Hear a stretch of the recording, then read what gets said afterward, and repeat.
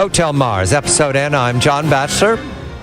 Dr. Space. David Livingston joins of The Space Show. David, a very good evening to you. We're going to private space, commercial enterprise, but a mystery. Behind screen number 3 is Jeff Bezos, the magnificently successful Amazon and Washington.com guru. However, he also has a space program that's been less than featured over the years, and they've had a success. David, in your space show, have you run across people who are puzzled by Jeff Bezos' shyness when it comes to publicity on Blue Origin?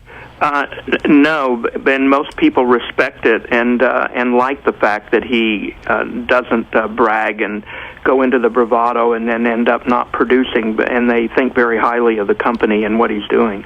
You mean on one side we have Elon Musk, and he boasts and backs it up, and we'll talk about Falcon 9 and SpaceX tonight. And then the other side we have this fellow named Branson. He would be the worst example, right, of talking. Well, he would be an example on the other side, let's put it that way. You're being very diplomatic right now, David. Is Branson in the room with you, anything like that? No, but I've got friends flying on Virgin right now, so I'm being polite. We're having fun here. This is all inside joke, and Jeff Foust gets it because he's a senior staff writer at Space News.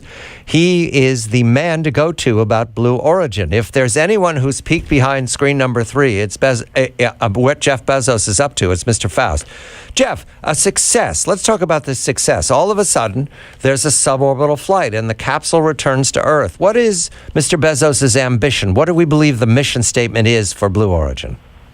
Good evening, John. The mission of Blue Origin, their long-term vision is to open up spaceflight for the public, to allow more affordable and more frequent access to space for humans. And they're starting that off with a suborbital vehicle they call New Shepard. And they did a test flight of New Shepard last week at their own little private space compound, so to speak, out in the deserts of West Texas. And they flew the vehicle up more than 90 kilometers high. It was a mostly successful test. The capsule parachuted back to Earth. They have a propulsion module where the rocket engines are located on the spacecraft. It was supposed to come back down and land on its own rocket engines, but it had a problem during its descent and apparently didn't make it back intact. They say that they're working on a couple more propulsion modules, so they'll soon be able to start doing more test flights of New Shepard. David? Good evening, Jeff. How you doing? Do they announce these flights ahead of time, and can the media go in and see them, or are they really tight-lipped even when they're doing a test flight of New Shepard? Yeah. Good evening, David. They are in the category of people who tend to announce things after they happen rather than before they happen. In the case of this test flight, they did the test flight on a Wednesday morning last week, and they did not announce it until a press release they sent out very late Wednesday night about the test. So they announced it afterwards. If you read between the lines, you knew something was up. I had been at a meeting here in Washington where an FAA official said that they would be doing a test flight sometime in the next couple of weeks. And it turns out that was about a week before the actual test flight. And if you peruse, as only a handful of people actually do, the list of restricted airspace published by the FAA for various sorts of flight tests or military operations or so on, you would have seen that they had an airspace restriction in the airspace above their facility in West Texas on the day of the flight. But you wouldn't have known exactly what happened with the flight until after it happened, because it is in a very remote area of West Texas. It's at least a couple hours drive from El Paso, the nearest major city. The capsule, it descended from 4 miles and landed. You said that they have some adjustments to do. Is that the capsule they're going to put people in? Is that what you'd buy a ticket for, that capsule? Yeah, eventually they will be able to put 3 or more people. They're a little tight-lipped about the exact details of that, capacity of that, but at least 3 people on there. Or you could put scientific experiments. If you want to fly something to the edge of space, get some experience in weightlessness and so on, you could put experiments in the capsule in place of people. The vehicle is designed to be remotely piloted. The pilot would actually be on the ground flying the vehicle, at least under their current design. The test they did last week was also remotely piloted. There was nobody on board the vehicle in the test flight last week. David?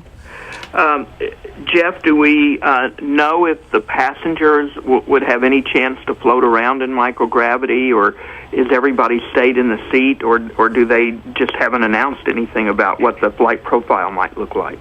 They haven't said much in the way of details in terms of what the customer experience would be for people who fly on New Shepard. Certainly there are different schools of thought. If you look at Virgin Galactic, you see videos, animations of people flying around inside the cabin once it's in weightlessness, whereas X-Corp, which is another company developing a suborbital vehicle, will have its one person flying with the pilot strapped in during the flight, but sitting up basically in the cockpit of the vehicle. So there are two different schools of thought on that. We don't really know which school of thought Blue Origin is, and they may still be thinking through some of those issues right now, because it's probably going to be a while, at least a couple of years, I would imagine, before they would be ready to start flying these vehicles commercially with people on board. All right, this is suborbital, but they have bigger plans. Are they going for launch into space? Are they going to compete with SpaceX?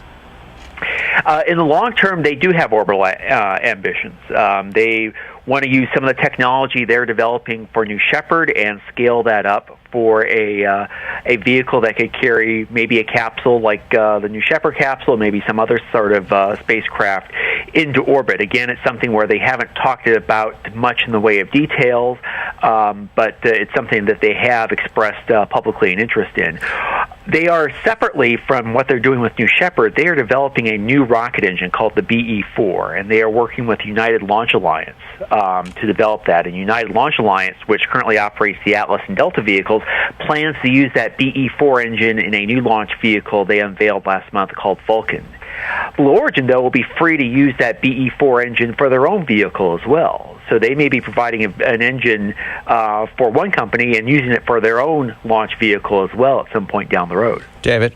Jeff, if we go back to New Shepard, how good a marketing program will they need, or how will they sell the fact that you're going to get in this vehicle and go to space and no pilot is on board and you're trusting electronics and computers? Do you think we're ready for that? Right. Mercury called it spam in a can, Jeff, if you'll recall. Yeah. That's what it feels like.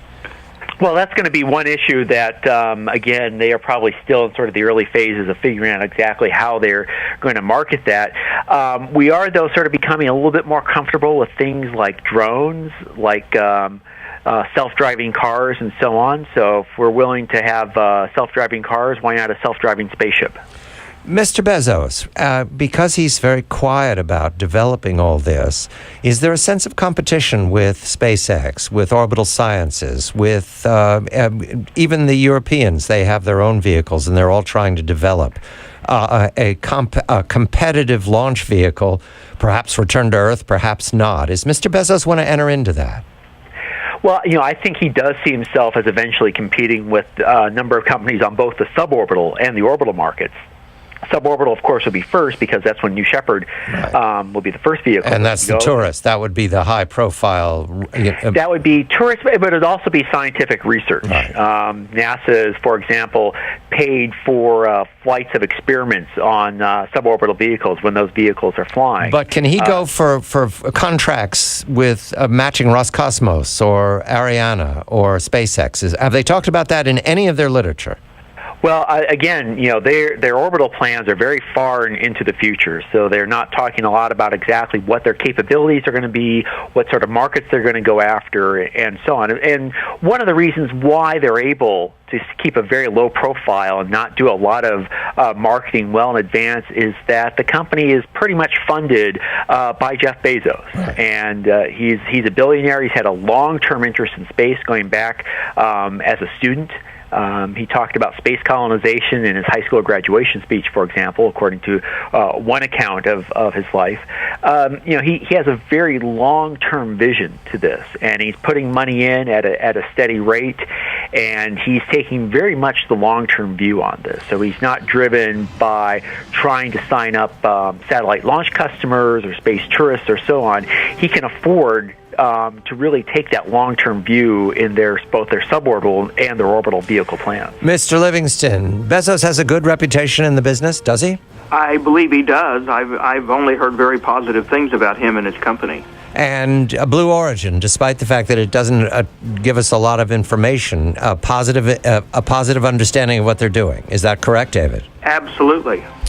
David Livingston, Dr. Space of The Space Show. Blue Origin, we have what you just heard from Jeff Foust of Space News is what there is of the successful test of New Shepard and looking for more suborbital. And you can register. You can go on the website right now and put your name in and stand in line for a seat into 307,000 feet. I'm John Batchelor. This is The John Batchelor Show, Hotel Mars, Episode N.